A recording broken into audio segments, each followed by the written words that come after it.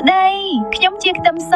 ខ្ញុំកំពុងលាងសម្អាតសរសៃឈាមរបស់អ្នកឲ្យឈាមរត់បានស្រួលថែទាំសុខភាពឲ្យល្អណាសួស្ដីខ្ញុំជាស្ពៃពុយលេងខ្ញុំកំពុងយកជាតិដែកមកពង្រឹងឆ្អឹងរបស់អ្នកឲ្យរឹងមាំតោះកកសាងរាងកាយឲ្យរឹងមាំទាំងអស់គ្នាសួស្ដីខ្ញុំជាផ្កាខាត់ណាខៀវខ្ញុំប្រៀបដូចជាអ្នកចម្បាំងតូចមួយកំពុងប្រយុទ្ធការពារកោសិកាអ្នកពីជំងឺអាក្រក់ៗជឿជាក់លើខ្ញុំចោះសួស្ដីខ្ញុំជាល្មៀតខ្ញុំកំពុងលាបថ្នាំព្យាបាលនិងលាងសម្អាតថ្លើមរបស់អ្នកឲ្យត្រជាក់មានអារម្មណ៍ធូរស្រាលទេស ួស្ដីខ្ញុំជាការ៉ុតខ្ញុំកំពុងបន្ថែមថាមពលឲ្យភ្នែករបស់អ្នកភ្លឺច្បាស់មើលចុះពិភពលោកនេះស្រស់ស្អាតខ្លាំងណាស់សួស្ដី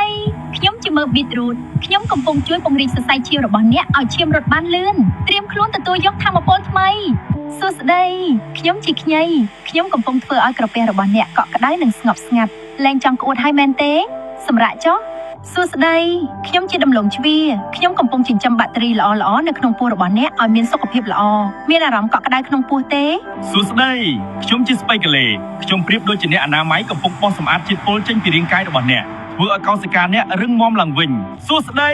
ខ្ញុំជាម្ទេសផ្លោកខ្ញុំកំពុងដុតកម្ដៅក្នុងខ្លួនអ្នកឲ្យខ្លាំងនិងជួយទាហានសការពារអ្នកពីជំងឺត្រៀមខ្លួនរឹងមាំ